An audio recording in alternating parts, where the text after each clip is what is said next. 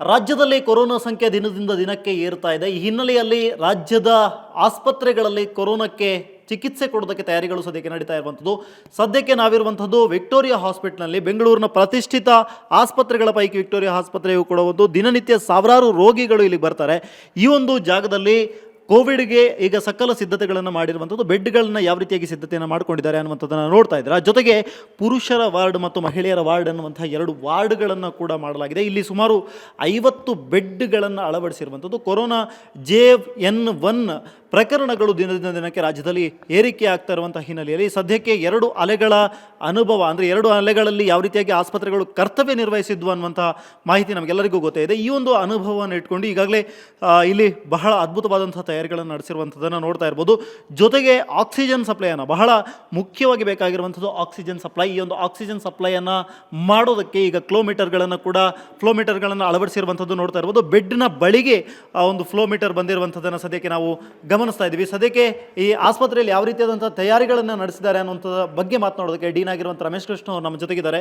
Sir, ಯಾವ ರೀತಿಯಾದಂಥ ತಯಾರಿಗಳನ್ನು ನಡೆಸಿದ್ದೀರಾ ಮತ್ತು ಎಷ್ಟು ಪೇಷಂಟ್ಗಳನ್ನು ಈಗ ವಿಕ್ಟೋರಿಯಾ ಆಸ್ಪತ್ರೆ ಚಿಕಿತ್ಸೆ ಕೊಡೋದಕ್ಕೆ ಸಿದ್ಧವಾಗಿದೆ? ಸೊ ನಮ್ಮ ವಿಕ್ಟೋರಿಯಾ ಹಾಸ್ಪಿಟ್ಲಲ್ಲಿ ಗೌರ್ಮೆಂಟ್ ಆಫ್ ಕರ್ನಾಟಕ ಹೇಳಿರೋ ಪ್ರಕಾರ ನಾವು ಸಿದ್ಧತೆ ಎಲ್ಲ ಮಾಡಿದ್ದೀವಿ.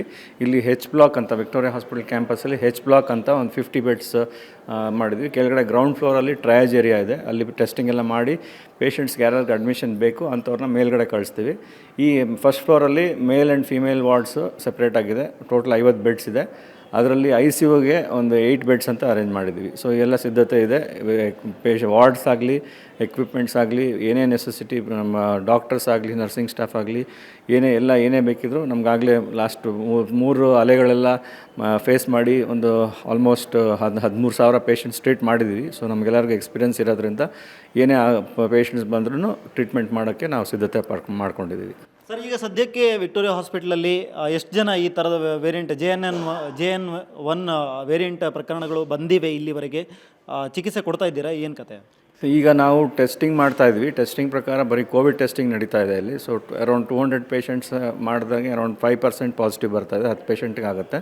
ಜಿನೋಮಿಕ್ ಟೆಸ್ಟಿಂಗ್ ಇನ್ನೂ ಆಗ್ತಾಯಿಲ್ಲ ಇಲ್ಲಿ. ಅದು ಬೇರೆ ಕಡೆ ಕಳಿಸ್ತಾ ಇದ್ವಿ.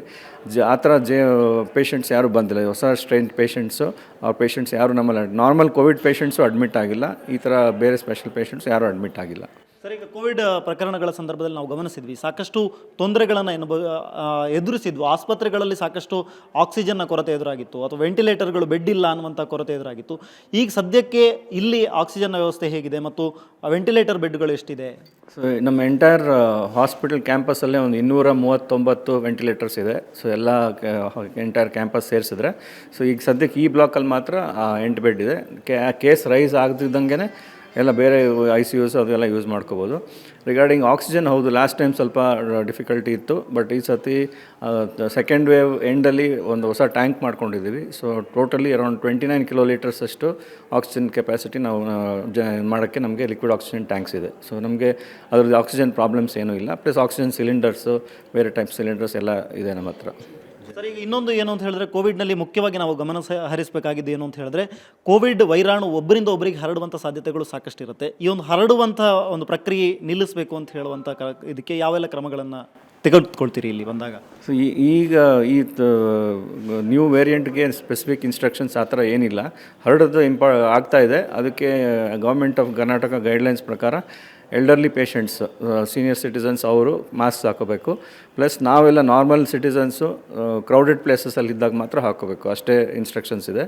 ಸೊ ಅದು ಬಿಟ್ಟು ಬೇರೆ ಏನೂ ನಾವು ಮಾಡ್ತಾಯಿಲ್ಲ. ಪ್ಲಸ್ ಇಲ್ಲಿ ನಮ್ಮ ಹಾಸ್ಪಿಟ್ಲಲ್ಲಿ ಈ ಕೋವಿಡ್ ವಾರ್ಡಲ್ಲಿ ಏನೇನಿದೆ, ಕೋವಿಡ್ ವಾರ್ಡ್ ಪೇಷಂಟ್ಸ್ ಅಡ್ಮಿಟ್ ಆದರೆ ಅದಕ್ಕೆ ಏನೇನು ಪ್ರಿಕಾಷನ್ಸ್ ಅದೆಲ್ಲ ನಾವು ತೊಗೊಳ್ತೀವಿ. ಓಕೆ ಸರ್, ಸದ್ಯಕ್ಕೆ ಇದು ವಿಕ್ಟೋರಿಯಾ ಹಾಸ್ಪಿಟಲ್ನಲ್ಲಿ ಆಗಿರುವಂಥ ತಯಾರಿಯ ಬಗ್ಗೆ ಡೀನ್ ಮಾತಾಡ್ತಾ ಇದ್ರು. ಜೊತೆಗೆ ಇಲ್ಲಿ ಸಾಕಷ್ಟು, ಅಂದರೆ ICU ಬೆಡ್ಗಳನ್ನು ಕೂಡ ತಯಾರಿ ಮಾಡಿರುವಂಥದ್ದು. ಸದ್ಯಕ್ಕೆ ಇದು ಪುರುಷರ ವಾರ್ಡ್ ಆದರೆ, ಈ ಒಂದು ವಾರ್ಡ್ನ ಒಳಭಾಗದಲ್ಲಿ ಸುಮಾರು 8 ವೆಂಟಿಲೇಟರ್ ಬೆಡ್ಗಳನ್ನು, ತುಂಬ ಚೆನ್ನಾಗಿರುವಂಥ ಸುಸಜ್ಜಿತವಾಗಿರುವಂಥ ವೆಂಟಿಲೇಟರ್ ಬೆಡ್ಗಳನ್ನು ಈಗಾಗಲೇ ಅಳವಡಿಸಿರುವಂಥದ್ದು. ಸದ್ಯಕ್ಕೆ ನೋಡ್ತಾ ಇರ್ಬೋದು ಯಾವ ರೀತಿಯಾದಂಥ ವೆಂಟಿಲೇಟರ್ಗಳ ಬೆಡ್ಗಳ ವ್ಯವಸ್ಥೆ ಇದೆ ಅಂತ ಹೇಳಿ. ಸಾಕಷ್ಟು 2 ಅಲೆಗಳ ಸಂದರ್ಭದಲ್ಲಿ ಸಾಕಷ್ಟು ತೊಂದರೆಗಳನ್ನು ಅನುಭವಿಸಿದ್ದು ಈ ಒಂದು ವೆಂಟಿಲೇಟರ್ ಬೆಡ್ಗಳ ಫೆಸಿಲಿಟಿ ಇಲ್ಲ ಅನ್ನುವಂಥ ಕಾರಣಕ್ಕೋಸ್ಕರ ಸದ್ಯಕ್ಕೆ ವಿಕ್ಟೋರಿಯಾ ಹಾಸ್ಪಿಟಲ್ನಲ್ಲಿ ಒಟ್ಟು 8 ಬೆಡ್ಗಳನ್ನು ಈ ಒಂದು ವಾರ್ಡ್ನಲ್ಲಿ, H ಬ್ಲಾಕ್ನಲ್ಲಿರುವಂಥ ಈ ಒಂದು ವಾರ್ಡ್ನಲ್ಲಿ ಸುಮಾರು 8 ಸುಸಜ್ಜಿತವಾಗಿರುವಂಥ ಕರ್ತವ್ಯವನ್ನು ನಿರ್ವಹಿಸುವಂತಹ ಒಂದು ವೆಂಟಿಲೇಟರ್ ಬೆಡ್ಗಳನ್ನು, ಒಂದು ICU ಅನ್ನು ತಯಾರಿಸಿರುವಂಥದ್ದನ್ನು ನೋಡ್ತಾ ಇರ್ಬೋದು.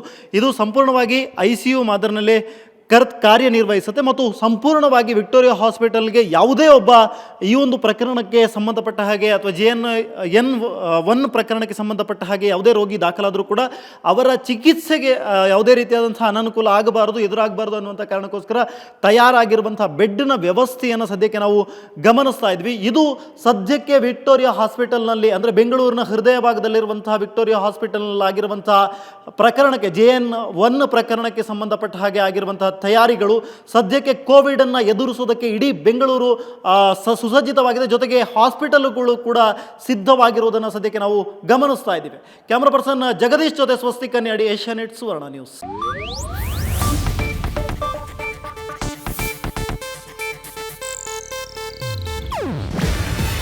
ಇದು ಏಷ್ಯಾನೆಟ್ ನ್ಯೂಸ್ ನೆಟ್ವರ್ಕ್ ಪ್ರಸ್ತುತಿ.